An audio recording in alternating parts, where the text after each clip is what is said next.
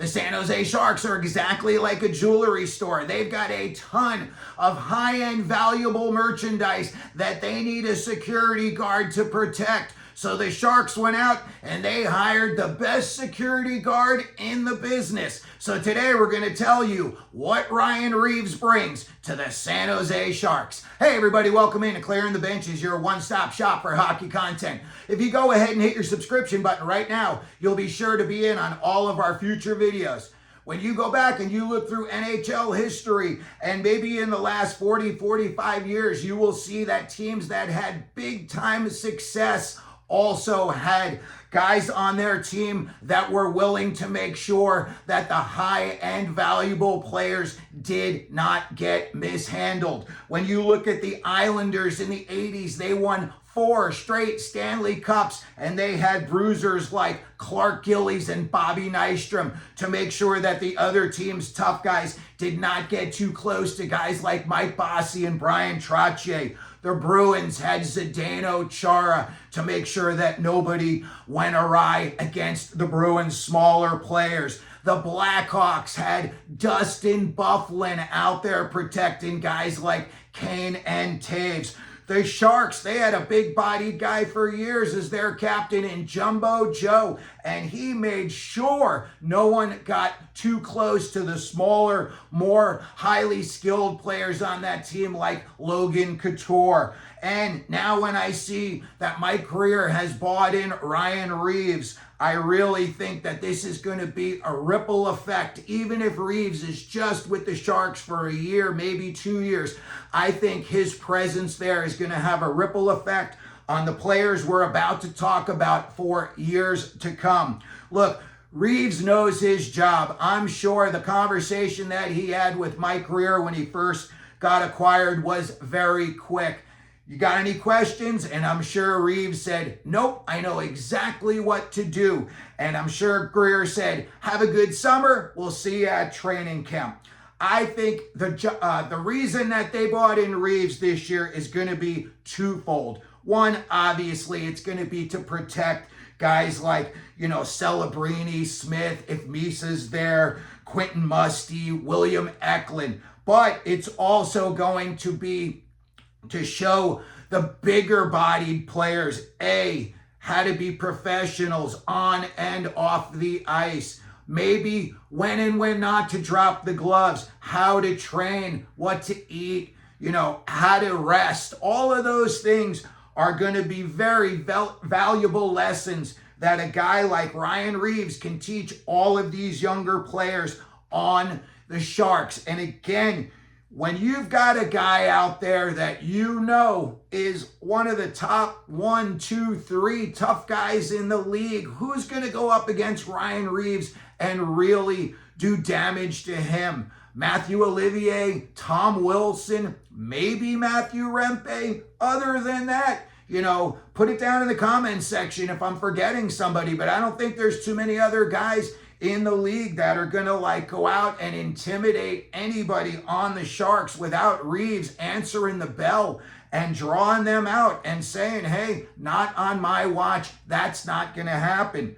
When I see what he's going to do for guys like Celebrini and Smith, I know those kids are just naturally going to progress in their points this season. But in addition to, let's say that each one of those guys scores 10, 12, 15 more points than they did this past season, I think just having a guy like Ryan Reeves' presence, around the team, B, in the locker room, and C, on the bench, is going to, I think, bring maybe even an additional 10 points to Celebrini and Smith for sure. We don't know if Misa's going to be there, but again, Misa can go out there and freewheel and not have to worry about anyone really trying to clean his clock, knowing that Ryan Reeves would be right there to make sure that, that was answered for sure. When I look at the other players that the Sharks have, a ton of big-bodied prospects. He can teach these guys how to work out in the weight room, maybe how to be physical on the ice, throw body checks, how to react in a scrum after the whistle. Maybe some guy gives you a face wash. Ryan Reeves ain't letting nobody give him a face wash without getting socked, that's for sure. And he's probably going to pass that message on to some of the players that the Sharks have that are bigger bodied, and they're going to, be expected in the future. They're going to be the guys that are going to be protecting Celebrini, Smith, Musty, Misa, Eklund, and whoever else they draft in the future. These kids, that's why Mike Grier went out and he drafted all these big-bodied kids so that it does transform into playoff hockey in the near future. When you look at some of their prospects, they're all huge. Look, Sam Dickinson, 6'3", 210. He's not the most physical guy. However, a guy like Reeves can boost his confidence. And he's almost as big as Reeves. Height, size-wise, he's a little bit taller, and maybe he's 15 pounds lighter. But maybe in a few years, Sam Dickinson is weighing, 220, 225. I think that would be a guy that would be very, very eager to learn from somebody like Ryan Reeves. Just from a confidence level, maybe Sam Dickinson starts to become more of a physical player. And, in the future, I personally think anybody that plays in the NHL, I don't think you're having an NHL career without having to drop the gloves at least once. If you play like 300, 400 games, I think it's just the way the game goes. And, your number comes up, and eventually, sooner or later, everybody gets into a scrum. Gretzky got into a fight. So when I look at other guys on this team, Kasper Holttunen, 6'4", 205. He could be a very, very physical player along the boards, win those board battles, go into the corner, win those puck battles, do smash and grabs with another forward on a defenseman, and then he can turn, put his head down, and drive the net. That's what Mike Grier, that's why he drafted Holttunen. He wants him to be a guy who's going to turn his size into a strength, and he wants him to just become a tank out there. Put your head down, know where the net is, pick your spot where you're going to put the puck, and go for it. Another guy that I see is Colin Graf. 6'1", 200. That's NHL body right there. I see if he puts on another 10 pounds, he would be an excellent board player. When you watched him at Quinnipiac, look, the guy's got amazing skills. In my opinion, he fits right in with this younger core. Look, they're not all going to be Michael Misa or Celebrini, but, the guys that can follow those players up, you're going to need them to be productive as well. Colin Graf, I see being a very productive NHL player. Somebody like Reeves can show him how to protect himself, how to take a hit when a big opposing player has got you lined up and you got nowhere to go. You're going to get hit, especially in the NHL, especially when you're a younger player. They want to see what you're made out of. If you're just going to cough the puck up, if that's the case, they're going to try to put it on your stick every time. Another big physical, presence could be a kid like Shakir Makhmadulin. When you look at him, he's a monster back there. And when they got him from the Devils, I saw a big future for him in San Jose. I said they acquired this kid so that in the future he can play playoff hockey for them. Again, Reeves can show a guy like him how to work out in the weight room. Maybe if he asked you how to drop the gloves, how to protect yourself, what to do in a fight. You're a big guy, you're on defense, you're going to be in a lot of physical battles, and sooner or later, somebody's liable to drop the gloves and start swinging on you. You've got to know what to do in that situation. A couple of other guys, 3 of these guys are monsters. And I saw one of them up close this year. He likes to play the body, and that's Noah Beck. 6'3", 205. He was the captain for Arizona State this year. When I saw him, he looks like a bigger player out there. He looks bigger than he actually is. He's another guy, smothers you along the boards. I don't think he's going to be a fighter, but A guy like Reaves can show them how to work out, how to be physical, and they are going to expect Noah Beck to be physical in the Sharks' future. Two other guys, Quentin Musty, 6'2", 200 pounds, and Philip Bystad, 6'2", 190 pounds.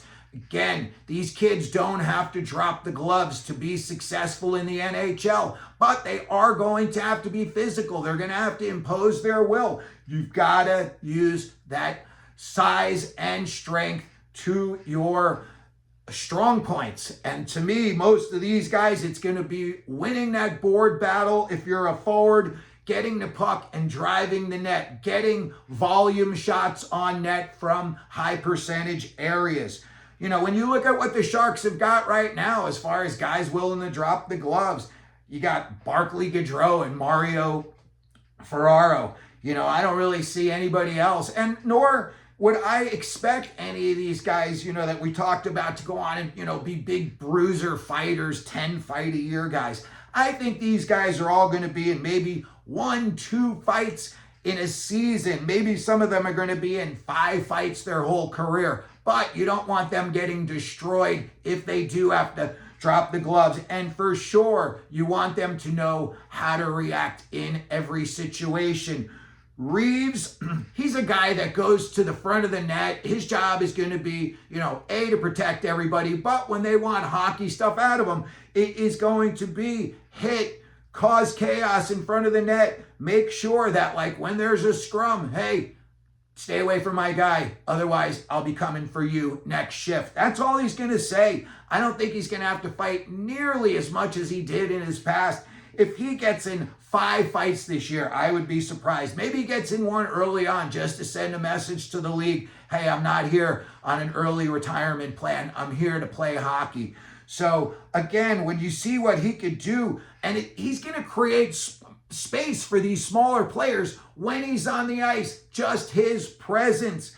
Kids like Celebrini and Smith, they're going to have a braver role out on the ice. They're going to be like, hey, I got this guy sitting right on the bench. I can go up and down the wing, and maybe if the puck gets caught up in my skates, I got to put my head down. A guy's going to think twice before he tries to bury me. So maybe I've got an extra half of a second to play the puck.